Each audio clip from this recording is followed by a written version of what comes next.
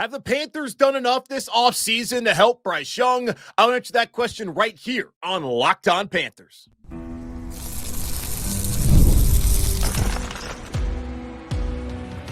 You are Locked On Panthers, your daily Carolina Panthers podcast. Part of the Locked On Podcast Network, your team every day. Welcome into another edition of the Locked On Panthers podcast, a part of the Locked On Podcast Network. I'm your host, as always, Julian Council, talking Carolina Panthers with you every Monday, Wednesday, and Friday as we continue into off-season mode. But starting on July 15th, we're back to your team every day, which, of course, is our motto here on the Locked On Podcast Network. Subscribe or follow the show for free on YouTube or wherever you listen to your favorite podcasts. And be sure to follow me, Julian Council, on Twitter at Julian Council. We're starting once again on July 26th. I'll be back on Fridays answering your weekly Friday mailbag questions at me or DM me to get those questions in starting on July 26th. Today's episode is brought to you by FanDuel. Make every moment more. As playoffs wind down, the sports stop sporting like we want them to. But this summer, FanDuel is hooking up all customers with a boost or bonus daily. That's right. There's something for everyone every day, all summer long. Visit FanDuel.com/lockedon to get started today. We, over the last 2 weeks, have been talking about the Carolina Panthers offense, what it may look like in 2024. Looked at the quarterbacks, the running backs, the wide receivers, tight ends, offensive tackles, interior offensive line on Friday. And today, I'm going to give you an overall state of the Carolina Panthers offense, discuss whether the Panthers have done enough to help Bryce Young, look at the three biggest questions I still think the Panthers offense has to answer, and what are the realistic expectations heading into 2024 for this offense led by new head coach and play caller Dave Canales. But let's start here. Have the Panthers done enough this offseason to help their second-year quarterback, Bryce Young, meet the expectations and what was given up for him when the Panthers took him as the number one overall pick in the 2023 NFL draft? Looking at what the Panthers did this offseason, Dan Morgan, he was hired as a general manager, a hallway promotion. Plenty of people wondered whether that was the right decision or not. I understood that there were not that many options for David Tepper after he had already gotten rid of Marty Hurney. He had fired Scott Fitterer. We saw what's played out on the field, the coaches being fired, the drink toss in Jacksonville. All of that was always going to make it hard for him to hire the top-tier general manager and head coach out there on the market. That's not to say that it was impossible for him with the pool that he had to still find the right GM and head coach for Carolina to have success long-term. He was always just going to have limited options. Now, Dan Morgan's a guy who loves Carolina. He played here. He'd been here over the last couple seasons, decided to leave Seattle and leave Buffalo to come down here to be back home in Charlotte, in the Carolinas. And I love the fact that a guy who understands what this city is like when this team is winning, the buzz, just the culture that is here, much like Steve Wilkes understood what it meant when you win big here in Charlotte, the Carolina Panthers.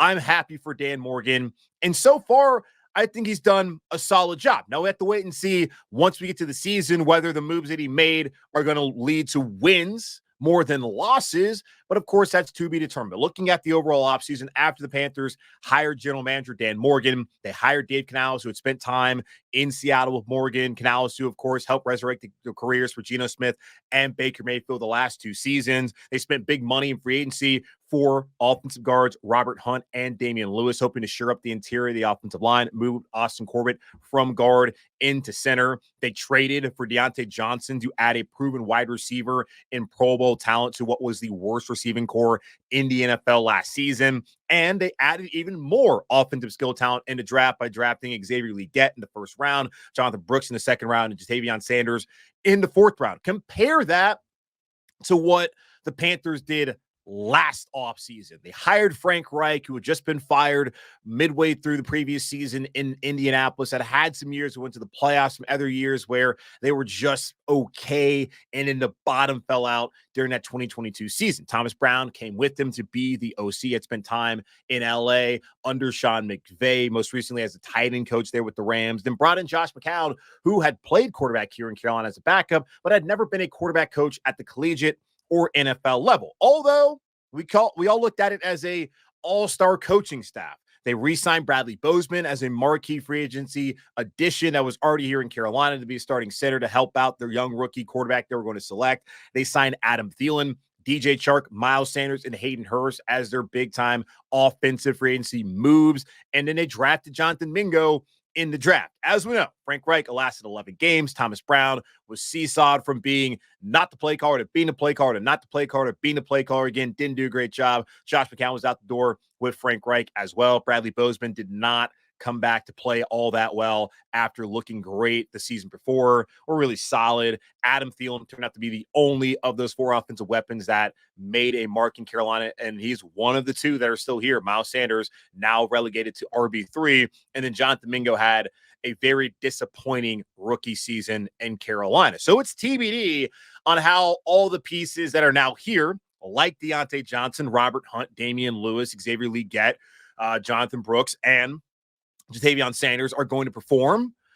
But I feel pretty good about it looking at what they did last offseason. Like, Reich's a retread, Canales, new blood. You can't argue what he's done with Geno Smith and Baker Mayfield, but maybe this is revisionist history because we're always going to look back at the year prior and see how things played out and go back to even before how we felt about it and probably feel differently than we really did in the moment. And I loved what they were doing, trying to set up a experienced coaching staff around a young quarterback. I actually did like the idea that Frank Reich was going to bring in guys he had not necessarily worked with before, so it was just going to be a bunch of yes men, as we have seen in the past.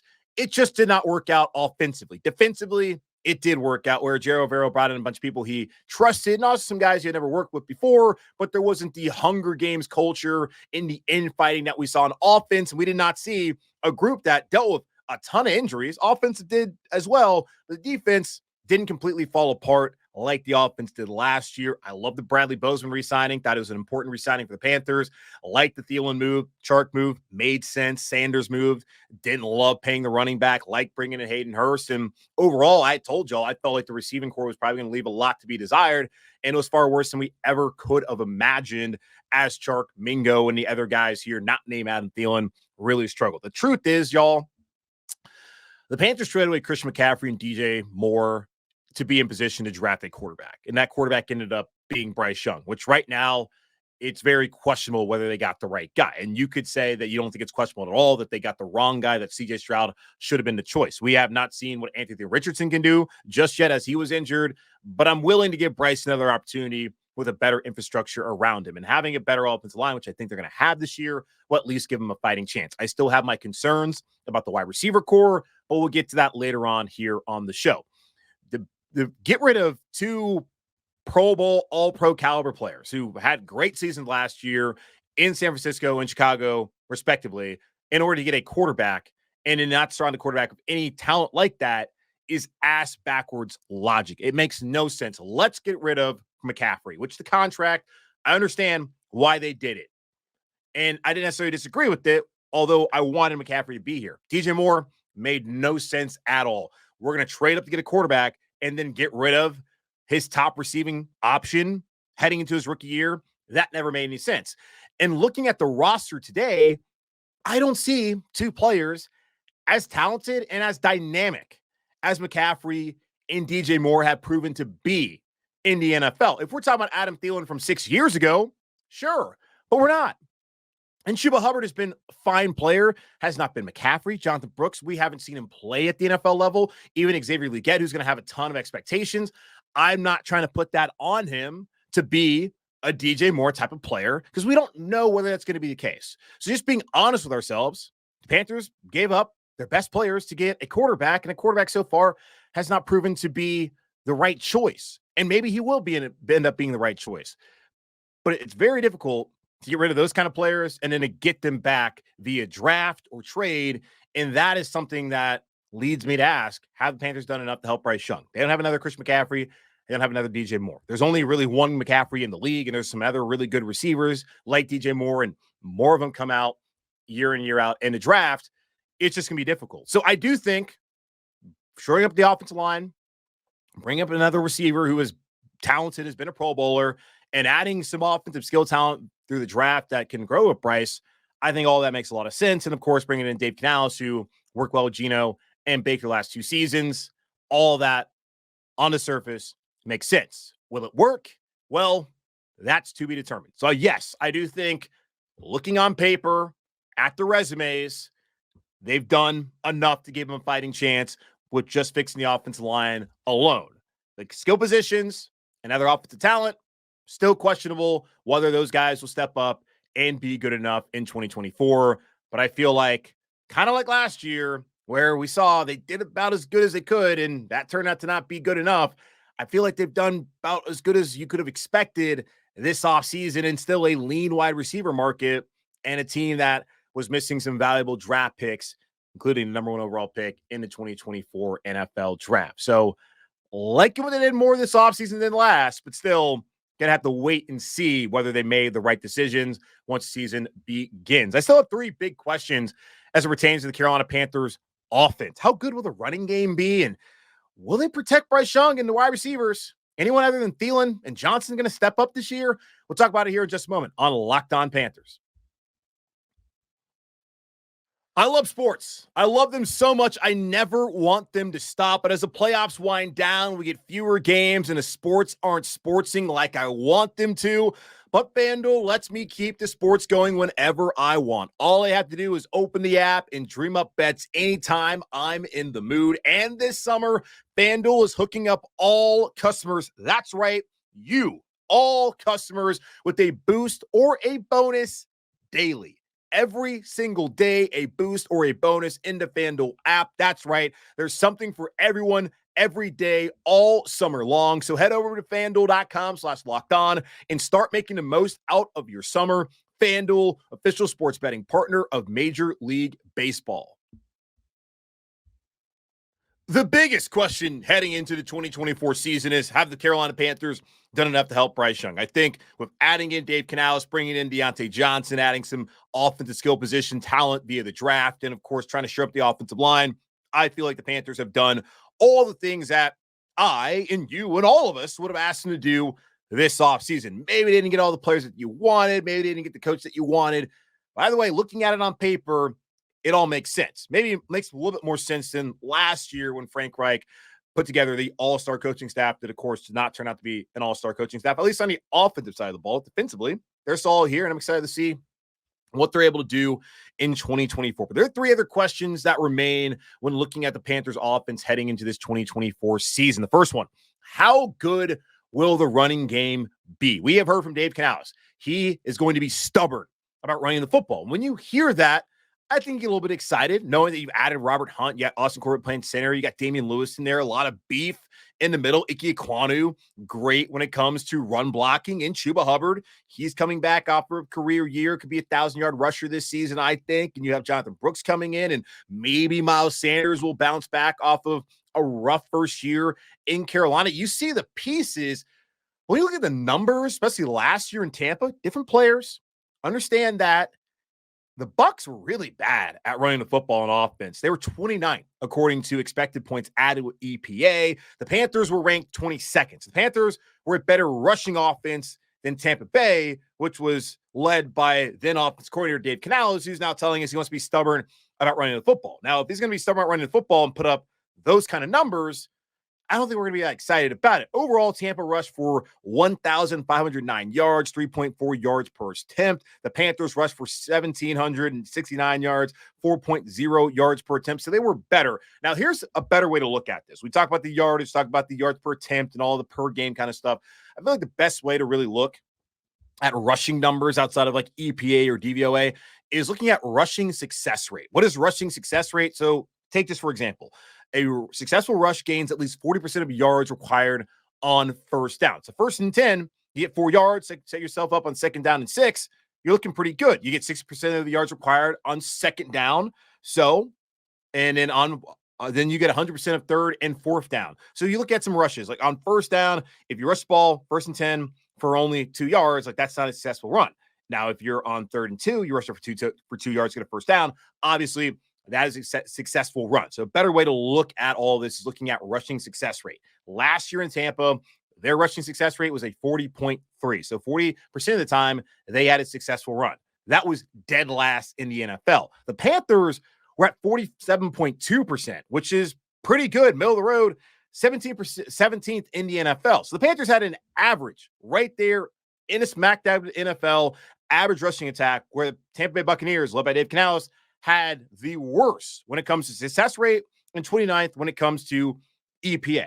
Looking at the parts that are here in Carolina now, Chuba Hubbard rushed for 902 yards last season, had a 47.5% rushing success rate. Rachaad White, the top running back in Tampa, ran for more yards, 990, but his success rate was worse at a 40.8%, which goes pretty hand in hand with what the Buccaneers put up last year. I'm looking at the pieces here in Carolina, and I'm thinking they're a little bit better, maybe a lot better than what you had last year and Tampa Bay when you're Dave Canales, as you have Chuba coming in, you got Jonathan Brooks coming in, Miles Sanders maybe going to bounce back, but also looking at the offensive line. Ike Ekwonu last year, his PFF run blocking grade was a 77.0, which is excellent. Damian Lewis's was not great, but he's been better in the past, at a 57.9. The last time Austin Court was healthy in 2022 at a 62.6. Robert Hunt, a 75.9. Taylor Moton, a 65.6 last season. So those aren't across the board like the best PFF run blocking grades, but we know Icky can do it. And you know that you got some bulk there in the middle in Lewis and Hunt and Taylor Moton. He's a solid player also on the right side. I'm not concerned really about their ability to be able to block and the ability for Chuba Hubbard and for Jonathan Brooks and Miles Sanders to get the opportunity to find a hole. I know the numbers didn't look good last year in Tampa. I do think that with a run attack that was already middle of the road last year, and then you add in 2 new pieces on the offensive line and bring in a new running back, and there's that commitment from the OC, I think the Panthers can be right up there potentially in the top third of the NFL running football in 2024. Who will step out outside of Adam Thielen and Diontae Johnson? The Panthers wide receiver core was terrible last year. And looking at this season, the only known commodities still on the roster are Adam Thielen and Diontae Johnson. Last year, looking at receiving success rate, which does basically the same thing as rushing success rate, Diontae Johnson had a 52.9 receiving success rate last year in Pittsburgh. That was 64th in the NFL among pass catchers. Thielen had a 58.4% receiving success rate in Carolina. That was 25th among all the qualified receivers in the NFL. So that's tight ends, that's wide receivers, running back, anyone who caught the ball enough and qualified. Thielen was 25th. Johnson was 64th. So you had him, only one guy on your roster was top 25 in the NFL in receiving success rate. And I understand the situation last year in Pittsburgh wasn't great as far as the quarterback play until the latter part of the season when Mason Rudolph took over, but Johnson put up some solid numbers. Looking at some of the guys returning here to Carolina, Jonathan Mingo had a 32.9 receiving success rate. That was 138th out of 139 qualifying players, according to Pro Football Reference. Putrid. Terrace Marshall Jr. did not qualify with enough snaps. He had a 45.5, which still not very good. And even DJ Chark is no longer here. He was 120th in the NFL at a 43.9. So going from a guy who was 43.9 in DJ Chark to a guy who's a 52.9 in Diontae Johnson is an upgrade. So look at it that way when comparing Johnson to what you had last year here in Carolina. Overall, the Panthers were ranked 30th in receiving success rate at 45.1, and this is including Tommy Trimble and Ian Thomas, Raheem Blackshear, all the pass catchers last season in Carolina. They were only above Browns and the Jets. There, of course, are great expectations for Xavier Legette coming here to Carolina, but there were also expectations last year for Jonathan Mingo. So the only reason I really feel like Legette's even a first-round pick is because the Panthers wanted a fifth-year option. So he's basically, in my mind, a second-round pick with first-round expectations. And even had he been selected at 33rd overall, would have been the same thing. Second-round pick, but has first-round expectations. So, yes, he truly is a first-round pick. He's going to have those expectations. I'm just telling you to give him some time. Thielen, Johnson, you can bank on those guys come out here and perform. And really, you're going to need Legette to come up and to play well. But also, it'd be nice Jonathan Mingo, second time around, could do more than he did last year, where he really didn't do anything at all. So that's quick. That's a big question mark, man. So Mingo, Marshall haven't really proven much respectively so far in their career. The wide receiver depth overall is a major question mark for me heading into the 2024 season. And this may be a bigger question than the other two I've already tried to answer and ask. Will the Panthers be able to protect Bryce Young? Last year, they gave up 65 sacks. Bryce was sacked 62 times, tying the franchise record that was held previously by Steve Berline during the 2000 season. They were tied for the second most in the NFL. Washington, as far as sacks allowed, not every single one of those sacks is on the offensive line. Some of them are also on the quarterback, and I saw plenty of them that were certainly on Bryce Young last year. Either way, they did not protect. The Panthers' sack percentage was 10%. So once every 10 snaps, Bryce Young was being sacked. Only the Titans and Giants had a worse sack percentage in 2023. That is terrible. You cannot have 1 in 10 times your quarterback getting sacked. You think back, you drop back potentially 30 times. That's 3 sacks. And that might not sound like that many, but it is. That's not good at all. PFF pass blocking grades, looking at the offensive line here now in Carolina, actually a little bit better than the run blocking grades. Ike Ekwonu, even last year when he struggled, had a 67.4. Damien Lewis had a 63.0 last year. Austin Corbett, last time he was healthy in 2022, 76.2. Robert Hunt last season in Miami, 74.5. Taylor Moton last year here in Carolina, 78.1. So you look at the pass blocking, while the Panthers have been pretty good run blocking, especially when they get to more of a downhill run scheme and not much more of a zone rushing scheme like they had last year. They've been good stopping the run. They were running the football. They have not been great when it comes to protecting. This year, with Moton, Hunt, with Corbett back healthy, looking like that right side should be pretty solid. And your hope is that Joe Goodwin and Harold Godwin, or Joe Gilbert and Harold Godwin, can do a better job of getting Ike Ekwonu to play at the level he should be playing at as a former top 10 pick there as a franchise left tackle. So will they be able to protect Bryce Young? Looking at the PFF blocking grades, it seems like they should be a lot better at it than they were a year ago. So what are realistic expectations for the Panthers offense heading into 2024? I'll tell you here in just a moment on Locked On Panthers. This show is sponsored by BetterHelp. Comparison is the thief of joy, and it's easy to envy other people's lives. It might look like they have it all together on their Instagram, but in reality, they probably don't. Therapy can help you focus on what you want instead of what others have, so you can start living your best life. If you're thinking of starting therapy, give BetterHelp a try. It's entirely online, designed to be convenient, flexible, and suited to your schedule. Just fill out a brief questionnaire to get matched with a licensed therapist and switch therapists anytime for no additional charge. Stop comparing and start focusing with BetterHelp. Visit BetterHelp.com/LockedOn today to get 10% off your first month. That's BetterHelp, HELP.com/LockedOn. We sat here for the past 2 weeks and so far on the show discussing the Panthers offense, looking at every single angle you can at the quarterback position, running backs, wide receivers, tight ends, offensive line, the tackles, the interior, and all of that. And we try to discuss what I potentially expect can happen this year, some of my concerns. So what are the realistic expectations for the Panthers offense in 2024?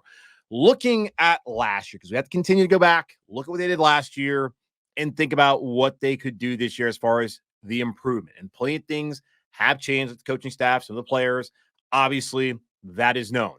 So looking at last year, Pro Football Reference has this offensive SRS rating, which looks at team quality relative to the average. The Panthers had a negative 7.9 last year. Only the New England Patriots were worse. They have a different quarterback now and a new head coach there in New England, like here in Carolina, where, of course, Bryce Young is coming back. And Bryce Young is going to be a huge part of the Panthers' success or failure in 2024. The pieces around him, yes, but I feel the pieces around him now are in a position to really allow Bryce Young to have a chance to show what he can and potentially cannot do at the NFL level going into his second year.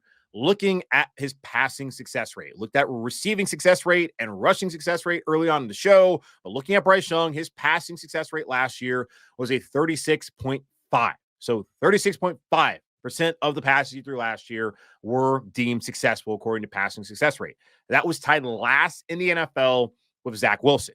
And Zach Wilson is no longer with the New York Jets. He is with the Denver Broncos, and he's probably like the third string quarterback out there. And all the reports I've seen so far in the spring were that he was clearly the worst of the quarterbacks that the Denver Broncos were throwing out there with the first team. Now look at Baker Mayfield last season. He was ranked 20th in the NFL in passing success rate with a 44.7. The year prior, when he split time in Carolina and with the Rams, 38.0. Pretty close to what Bryce Young put up last year at 36.5. If the Panthers can get Bryce really, if Dave Canales can get Bryce to 44.7, that ain't bad because that puts him right there in the middle tier of the NFL. Like Bryce not being ranked in the bottom third of the league in success rate seems like a fair expectation for the passing offense, knowing that there are plenty of questions outside of Diontae Johnson and Adam Thielen. And even with those two, there are questions about Adam Thielen being 34 and what's he going to look like in his age 34 season in the NFL. And in Diontae Johnson, he's had some issues the last couple of seasons, I think primarily because the quarterbacks have not been good, but still, is he still that Pro Bowl kind of guy? Can he step up and really be that X receiver who's open for Bryce and make those plays? Like there are questions even with those guys, and there's more questions to me with the dudes behind him in that wide receiver core. So if the Panthers can get Bryce to go from like 36.5 to 44.7 and be middle of the league, like that would be solid. Now, I think more realistically, I mean, not realistically, but more hopefully, you'll like to see him kind of make the leap up between 46, 47 when it comes to passing success rate. Looking at guys like CJ Stroud, Jalen Hurts, Trevor Lawrence, Justin Herbert, and Joe Burrow, that's all where they sat last year. And we know Burrow's a dude, Herbert's a dude, Lawrence got paid to be a dude. Not quite sure he's there yet. Hurts obviously is that guy. And yes, CJ Stroud has shown already one season that he's a dude as well. We can get Bryce Young to play at the level of those guys where Stroud was a number 2 overall pick, Hurts second round pick, Lawrence number 1 overall pick, Herbert a top 10 pick, Burrow number 1 overall pick. Get him to a 46 to 47 passing success rate in year 2, first year of Canales. I think realistically, like that can happen. I think really more like 44, 45, because that would be a big leap for him to make. That would be absolutely what he would want. So I'm expecting Bryce Young to be in that kind of second third of the NFL. You get the top third, you get the middle third, and there's a bottom third. I think it's going to be right there in the middle third of passing success rate in 2024, knowing he's got another option in Diontae Johnson and what Dave Canales has done the last couple of seasons, working with Baker Mayfield and with Geno Smith. Rushing offense. Asked earlier, how good would it be? Last year, the numbers in Tampa were not great EPA-wise, just basic stats-wise, looking at rushing success rate-wise, really bad. Panthers were pretty middle of the road last season. I think now with the additions of Hunt, you got quarterback there at center, you bring in Lewis, and adding Brooks in, hopefully getting a better Miles Sanders, Chuba Hubbard really ready to be that guy. I'm expecting this rushing attack to be in the top third of the NFL. Now, the only thing that could really hinder it would be if the Panthers' passing attack is not good enough. You cannot throw the ball, then teams are going to have to load up the box, and they're going to be able to stop you from running it, which happened a couple of times last season. I think this year, Panthers could be able to run some play action, be able to make some more things happen just in the shotgun alone, whether it be a back or empty set. I'm expecting the passing offense to be mid-tier, where I think the rushing offense can be right up there in that top 10 potentially in the league this upcoming season. 17th last year in success rate, 22nd EPA. Major investments have been made for the Panthers to be able to control the line of scrimmage on offense and be able to run the football. And the coach has said he's going to be stubborn about it. I think that this offense has an opportunity to run the ball really well this season. Maybe not the best in the league, of course, but I think they can be right there around 10, 11, maybe even 9 in the NFL when it comes to rushing success rate and really just overall rushing yardage and EPA this upcoming season. Scoring is obviously important. The Panthers only scored on 25% of their offensive drives last year. The Tampa Bay Buccaneers, they scored on 35.5% of those, which was 16th in the NFL. This is a team that won a very weak division and went to the playoffs, beat the brakes off the Eagles, and then pushed the Lions. So the Bucs were a good football team last year. Even when you look at them all season long, you weren't all that impressed, but they were good enough, knowing the circumstances that they were in within this division, to win the division if you get a home playoff game. As we've seen in the past, even if you go 7-8-1 like the Panthers did, you can win. Now, it helps to get Ryan Lindley as a quarterback for the Cardinals that day, but still, you're in position to win and advance in the NFL. So if the Panthers just scored on 10% or more of their drives, they're going to be right there in the middle of the league in scoring. And last year, they averaged 13.8 points per game. Tampa only averaged 20. That was 10th in the NFC. 10th out of 16 teams in the NFC, and right there in the middle of the NFL last season. An extra touchdown, scoring on 10% of your drives more this upcoming season, and you're an average offense. And if you're an average offense, you're right there in the middle third of the NFL in scoring and in passing and top third in rushing. You got a chance to be a competent offense. Like, my expectations realistically is the Panthers are going to be able to run the football. They're going to have his struggles throwing the ball at times because I just don't think there's enough guys for Bryce really to throw to that are that capable. And I think scoring-wise, they're going to score sometimes. They're going to not score sometimes. It's going to be dependent upon opponent, as all things are. I'm expecting this to be a competent offense, an average offense, sometimes highlights, sometimes lowlights, neither too high nor low, just right there in the middle. And based on what we've seen the last couple of seasons, we should all take that. Now, of course, you would love to have the high-powered offense that we see in Kansas City, we see in Philadelphia, and some of those other places like Detroit last year.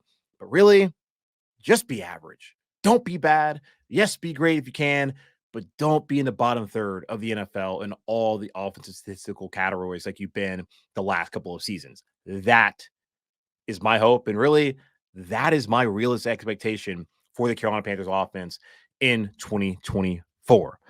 That's going to wrap up this edition of the Locked On Panthers podcast, part of the Locked On Podcast Network, hosted by yours truly, Julian Council. Again, subscribe and follow the show for free on YouTube or wherever you listen to your favorite podcast. And be sure to follow me on Twitter at Julian Council, where I'll be back with the weekly Friday mailbag starting on July 26th. But in the meantime, be safe, be happy, be whole as always, and forever keep pounding.